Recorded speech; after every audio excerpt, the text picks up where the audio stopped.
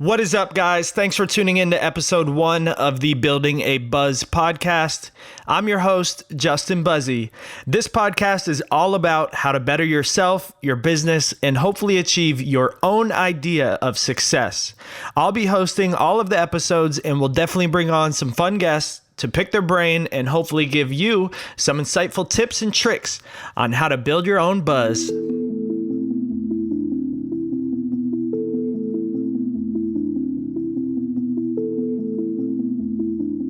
All right, guys, so I want to give you just a little bit of an introduction so you can really understand where I'm coming from. And when I'm giving you guys these episodes, I want to make sure you guys kind of understand what I've been through and how I've gotten to where I am now. I think it'll add a lot of context along the way. So I was born in Jensen Beach, Florida. I'm 28 years old as of right now. It's September of 2019. I started out as a rapper slash musician in about 2003. So I've been making music now for about 15 years, and I really pushed that grind from when I was about 18 till when I was about 23.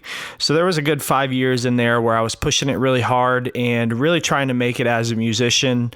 I still do make music, not as much anymore, just because I've kind of figured out what pays the bills, and I spent a lot of time making music and unfortunately not getting a whole lot of return for it. I'll go through more of my music grind in some of the episodes, but for now, I just wanted you guys to know that so you can kind of understand again where I'm coming from here.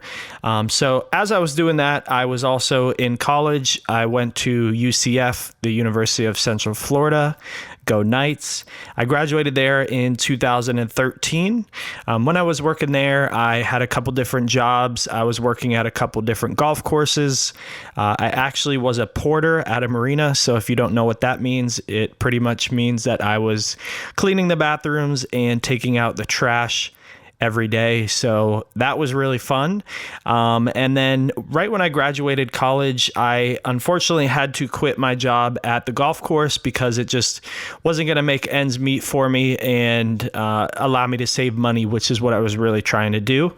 So I moved back home for a couple months, kind of bounced around different locations, went and lived with my mom for a little bit, and then I moved in with my dad actually on the yacht that he's a captain of.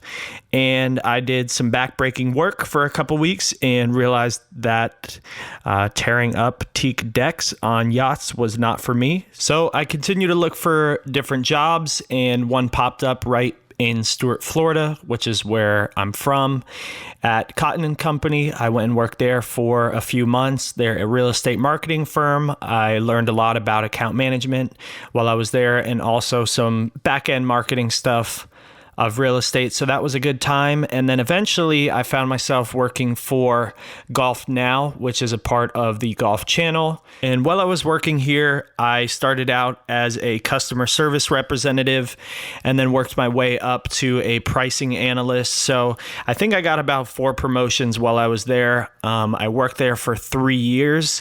And in that time, I actually started up the company now that I own, which is Get Up and Go Kayaking. So it's been kind of a long journey jumping around from job to job after I finished college and really trying to figure out what I wanted to do. But I kind of knew the whole time that I was really looking for a career where I could work for myself or, potentially be my own boss. And really that's what I figured out a way to do with Get Up and Go Kayaking, and eventually started the company in 2016. Like I said, I was still working at the Golf Channel at the time, but found the opportunity and really jumped right into it. And I'm really glad that I did, because looking back at it, the level that it's at now is something that I had always hoped for. But when you start your own business, there's always going to be the doubts and hesitations. But now that I sit here, we have 125 million views across all of the social media platforms for Get Up and Go Kayaking. So it's been really validating, looking back and seeing how far we've come from 2016 until now, 3 years later. The amount of growth that the company has had has just been really incredible. And I'm super thankful that I started Get Up and Go Kayaking. And when you kind of look around at the other outdoor recreation companies, it's really phenomenal how far ours has come in such a short amount of time. Getting 125 million views is kind of unheard of in the outdoor recreation space. So it's been a really cool thing for me, and then also for the company. Now that we're a franchise, I've been able to kind of provide for my family, my friends that are involved, the tour guides that are involved, and that's really been one of the most rewarding things about the company, is just being able to provide for others and give others an opportunity to succeed alongside, and really for me to be able to help them grow as either a business owner or as a person. And I really look forward to giving you guys some techniques and tips and tricks on the things and methods that I've used along the way to grow the company to get it to where it's at now. So I think I can really help provide some value when you're looking for different ways to grow a business or ways to stand out. All of these different things that I feel like I can give you guys a little extra value with, I think would also really help you if you're trying to grow your own business or, just get yourself into a better position. I think there's going to be a lot of value on the show. So make sure to subscribe, of course. But now I'll go into kind of how I started Get Up and Go kayaking and why I started Get Up and Go kayaking. So it really started, like I said, about 3 years ago, over 3 years ago now. My girlfriend Tia and I went to Blue Springs, which is a spring here in Central Florida. And there was a line of cars waiting to get in. There was actually a state worker that was standing at the gate just turning everyone away because they were at capacity. And it was like 9 or 10 in the morning. So it was already early in the day and they had already reached their capacity. So I knew that there was a high demand for doing these outdoor activities, especially in the middle of the summertime here in Florida. So we pulled over on the side of the road at a gas station, and there was a couple other cars that did the same thing. The car next to us actually pulled out like an old school map, which I thought was kind of funny because we're sitting there, like on our iPhones looking for things to do, and they were just over there on a map. And so the whole ride home, we called these different springs, we called different companies, and it was the same story at all of them. They were all completely either sold out or at capacity. So, it really confirmed my thoughts that the amount of demand is crazy in the summertime for all of these outdoor activities. So when we got home, I did some more research. We ended up just hanging out by the pool and kind of talking about how crazy it was that there was nowhere that we could get in just for the day or just for a couple hours. And I continued to do the research on other companies that might be in the area. And as you can imagine, the kayak and canoe outdoor recreation space, there's a lot of, I would say, older generation owners. So a lot of the companies that I would find, it seemed like their websites were just like really out of date, or they didn't understand how social media worked too well.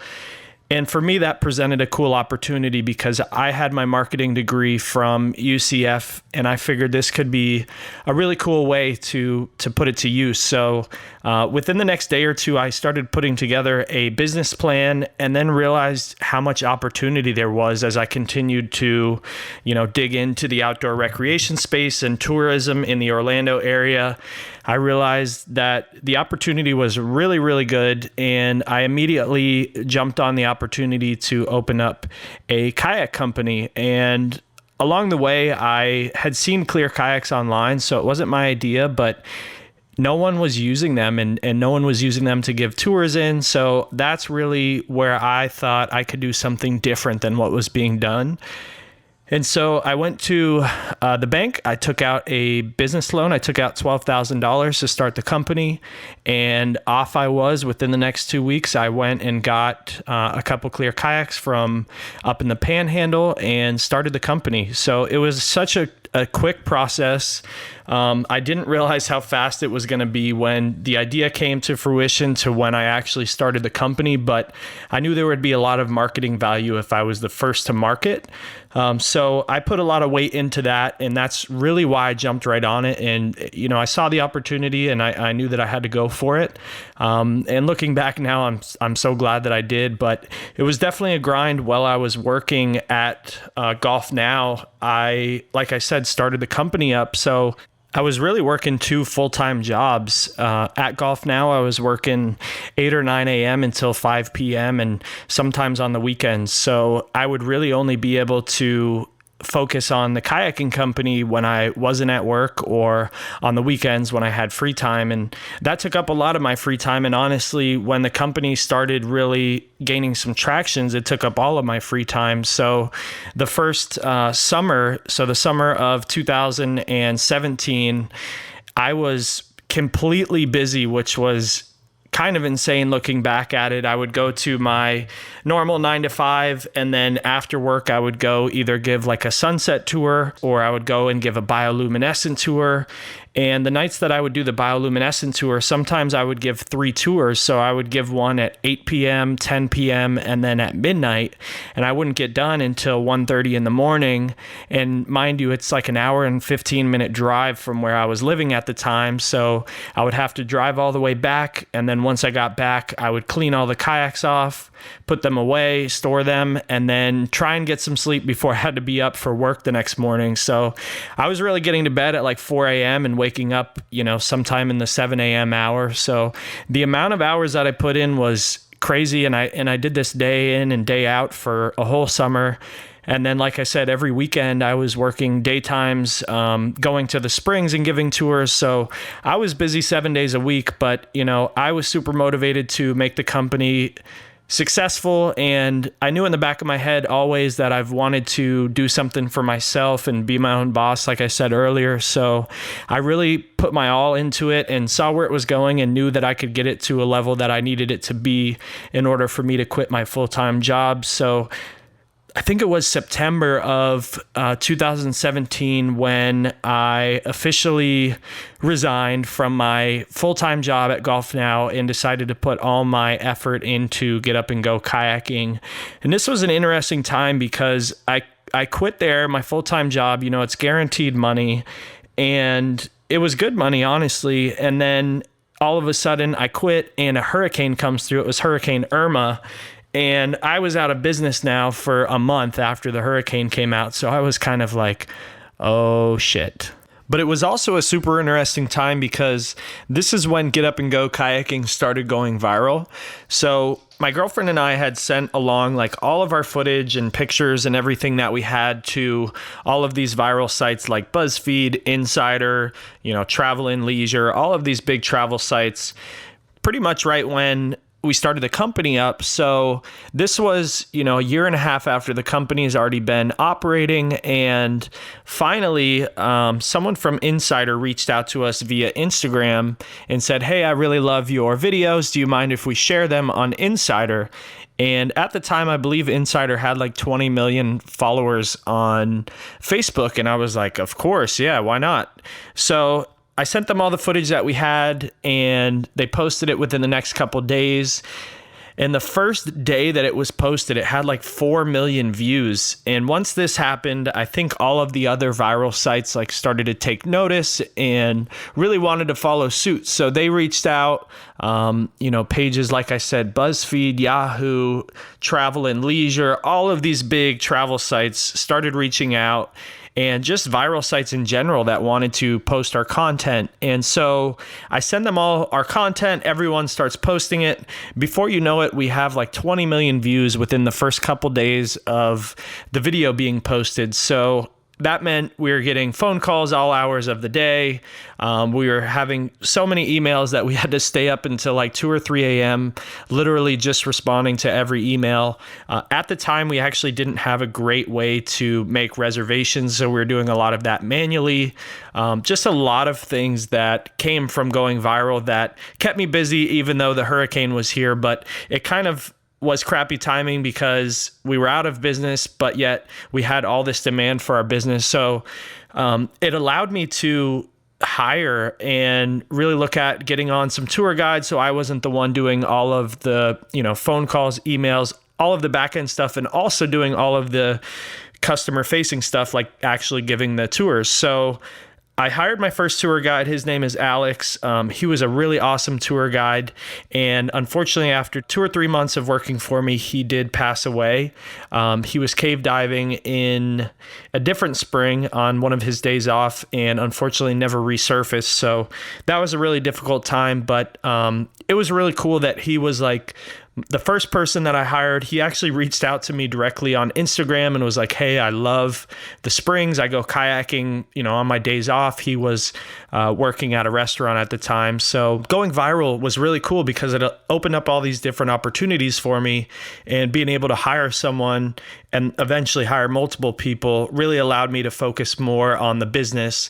And this is when the business really started growing. The idea of franchising the company came into play, and I started getting the wheels in motion for that as well.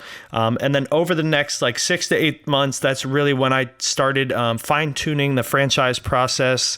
I reached out to a company that helped me build out the franchise, make sure everything legally was correct, and really took all the proper steps to make sure that franchising was the right way to go and that we had the right documentation for anyone that was looking to franchise. So it was this real long process, but in going viral, it opened up all these awesome opportunities. And, I like to spread word about how important it is to post as much content as you can, because that's ultimately what got us to that viral level, was just continually posting content and continually just, bringing out my phone when I'm out on these tours and taking pictures and, making sure that no matter what, you're getting as much content as you can, and not only getting the content, but posting it every day. And, just being consistent really made us stand out amongst the competition, especially having clear kayaks. Of course, that gave us another leg up on just being unique and this really novelty thing within the outdoor recreation space. And so here we are today with 6 different franchise locations. I own 2 locations, like I said, so there's a total of 8 different locations that we have going on right now. So the amount of growth has just been crazy. I'm really excited to talk more about how we made that happen and the exact steps that I took along the way. And like I mentioned earlier in the episode too, I do look forward to talking a little bit about the music industry. I also shoot some music videos and travel videos on the side, so I'm sure we'll talk about that a little bit along the way as well. And I have a lot of cool guests lined up, so please make sure you guys follow along on my social medias at @J_Buzzi. Let me know what you guys thought of episode 1. Let me know any topics you guys want me to talk about in future episodes, or potentially any guests that you guys want me to get on. I'd be more than happy to reach out and see if we can make that happen for you. But as for now, I'm out. This is Building a Buzz podcast, and I'm your host, Justin Buzzi.